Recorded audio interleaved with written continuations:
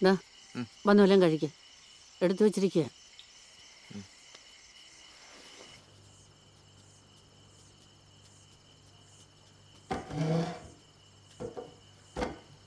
ഇങ്ങോട്ട് ചേർന്നിരിയടാ.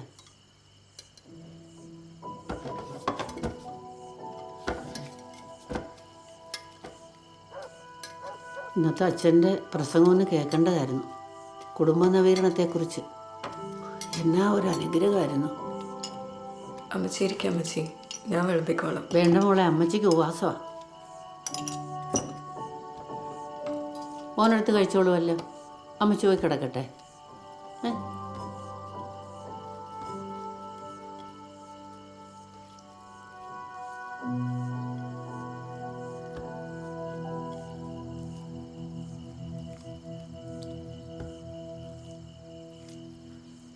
കഴിഞ്ഞ ദിവസം സംഭവിച്ചത് താനത്ര വലിയ വിഷയമായിട്ട് എടുക്കേണ്ട ആവശ്യമൊന്നുമില്ല കേട്ടോ. പറ്റുവാണെങ്കിൽ അതങ്ങ് വിട്ടേരേ.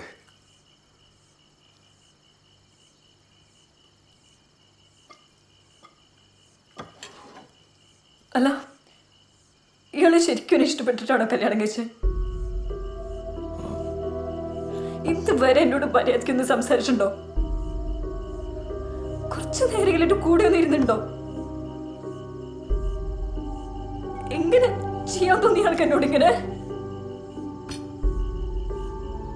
പറ.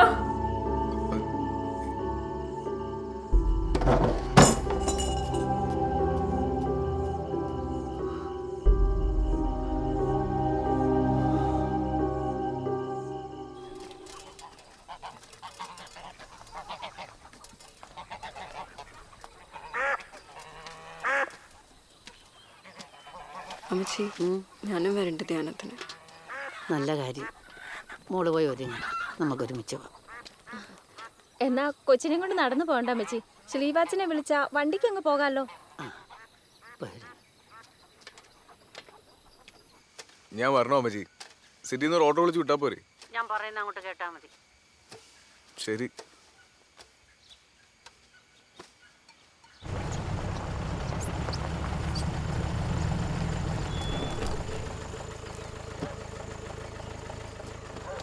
അങ്ങോട്ട് കയറും. അമ്മച്ചി കൂടി. ഞാൻ കയറും.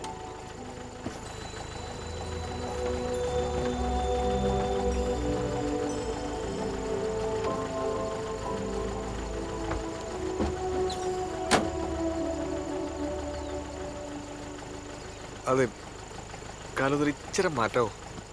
ഗിയറൊന്നാണ്.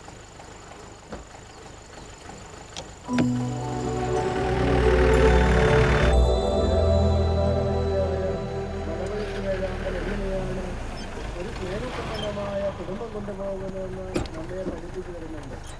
സമൂഹത്തിൽ മാതൃകാ കുടുംബ ജീവിതത്തിന്റെ പ്രസക്തി മലമുഴക്കി വേഴാമ്പലിന്റെ കഥയിൽ വേണ്ടി നമുക്ക് മനസ്സിലാക്കാവുന്നതാണ്. ഞാൻ ഇല്ല അമ്മച്ചി. ഞാനും കൂടിയിട്ട് പോകാന്ന്. ആ കൊച്ചു പോകുന്ന കണ്ടോ? എന്നാ വണ്ടി ഇട്ടിച്ചു വരാം. അല്ലെങ്കിൽ നമ്മുടെ വീടുകളിൽ നാം വളർത്തുന്നതായ നമ്മുടെ മൃഗങ്ങൾ, പക്ഷികൾ എന്നിവയിൽ നിന്ന് വ്യത്യസ്തമാണ് ഈ മലമുഴക്കി വേഴാമ്പൽ. എന്തുകൊണ്ടെന്നാൽ അത് കുടുംബജീവിതം ഭദ്രമായിട്ടും സന്തോഷകരമായിട്ടും കൊണ്ടുപോകുന്നു. പെൺവേഴാമ്പൽ മുട്ടയിട്ട് അടയിരിക്കുമ്പോൾ എടാ ശ്രീവാച്ച, നിന്റെ ആക്രാന്തൊക്കെ മാറിയോടാ? ഒന്ന് മിണ്ടായിരിക്കാം എന്തോന്നുള്ളവരെ ഞാൻ പറഞ്ഞു വന്നത് മലമുഴക്കി വേഴാമ്പൽ. നീ എങ്ങോട്ടേ പോകുന്നേ? ഞാൻ പോവാ. എന്നെ കൊണ്ട് വൈകി ഇങ്ങനെ കോമാളിയാ. എടാ, നിനക്ക് ചെറിയൊരു കയ്യോത്തം പറ്റിയെന്ന് പറഞ്ഞ് നീ എന്നെ എത്രയെങ്കിലും എണ്ണപ്പെടുന്നത്? ഇത് നിനക്ക് മാത്രം പറ്റുന്ന കേസല്ലെന്നേ. നിനക്കറിയോ, നമ്മുടെ പാറക്കുടിയിൽ ജോസ് കുട്ടിയുടെ പെങ്ങളാ മിണ്ടാ പൂച്ചായിട്ടിരുന്ന പെണ്ണ് സോണി, അവളുടെ കല്യാണം കഴിഞ്ഞായിരുന്നു. അവളിപ്പോൾ കേസും കൂട്ടുമായിട്ട് വീട്ടിൽ വന്നിരിക്കുക. കാരണം തന്നെ ഭർത്താവിന്റെ അമിത ലൈംഗിക പീഡനം. അതിന് ഞാൻ അതൊന്നും വിചാരിച്ച് ചെയ്തല്ല. അതല്ലടാ എടാ, ആ കാര്യം നാട്ടിൽ ചുടുവും ചൂലും അറിഞ്ഞിട്ടില്ല. പക്ഷെ ഇതറിയും.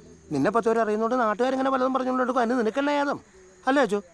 സിൽവാച്ച ഇങ്ങ് വന്നേ. ഇത് നല്ല കളി.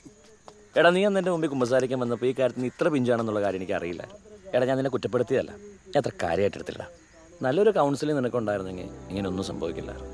എൻ്റെ കുറ്റമാണ്, ഞാൻ ക്ഷമ വയ്ക്കണം. നമ്മുടെ പള്ളിയിൽ ഈ ധ്യാനം കഴിഞ്ഞ് കഴിയുമ്പോൾ ഒരു ഫാമിലി കൗൺസിലിംഗ് നമ്മുടെ പള്ളിയിൽ വെച്ചിട്ടുണ്ട്. നല്ല ഫേമസ് അച്ഛനാണ് വരുന്നത്, എബി പുത്തുമുറിക്കൽ അച്ഛൻ. നീയും റിൻസിമോളും അതൊന്ന് അറ്റൻഡ് ചെയ്യും.